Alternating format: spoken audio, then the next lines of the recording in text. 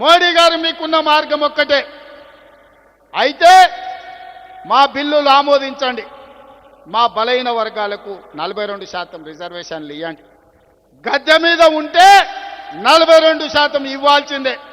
నువ్వు 42% ఇవ్వకపోతే గద్దె మీద నుంచి మేము దించుతాం, 42% రిజర్వేషన్ సాధించుకుంటాం.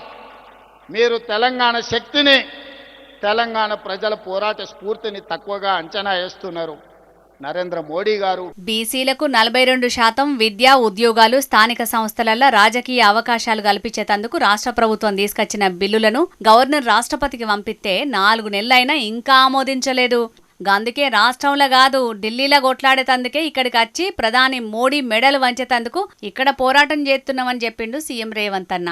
దేశంలో ఇప్పటి వరకు ఏ సీఎం చెయ్యని బీసీ రిజర్వేషన్ బిల్లు ప్రవేశపెట్టి చరిత్రలో నిలిచిపోయినాం. అయినా గుజరాత్, రాజస్థాన్లో మేము రిజర్వేషన్లు అడుగుతలేం కదా, మా రాష్ట్రంలో రిజర్వేషన్లు అమలు చేసుకుంటే మీకేం ఇబ్బంది అని ప్రశ్నించిండు రేవంత్ అన్న.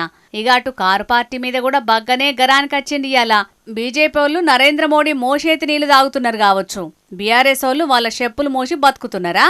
ఇవాళ మాకు అండగా ఇక్కడికి ఎందుకు రాలేదని నిలదీసిండు. అయ్యా, మన దీక్ష వాళ్ళకు ఒక డ్రామాలాగా కనిపిస్తుంది. ఆయన పేరే డ్రామారావు.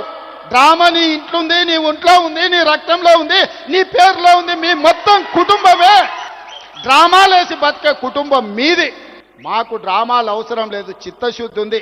అందుకే ఫిబ్రవరి 4, 2024 నాడు మొదలుపెట్టి ఫిబ్రవరి 4, 2025 నాడు సరిగ్గా 365 రోజుల్లో బలైన వర్గాలకు సంబంధించిన ప్రతిపాదన నుంచి బిల్లు ఆమోదం వరకు సంవత్సరం తిరిగే లోపల చేసి 100 సంవత్సరాల సమస్యకు 1 సంవత్సరంలోనే పరిష్కారం చూపించిన మంత్రులందరి వేదిక మీద ఉంది. నువ్వా దిక్కుమాలినోడా మా చిత్తశుద్ధిని ప్రశ్నించేది? నీ ఇంట్లోనే చక్కగలేదు. ఒకరు బీసీలకు అనుకూలం అంటారు, ఇంకొకరు వ్యతిరేకం అంటే ఈయనే మధ్యస్థం అంటాడు. ఈ అటు ఇటుగానోడు కూడా నా గురించి మాట్లాడుతున్నాడని కేటీఆర్ కు కౌంటర్ ఇచ్చిండు.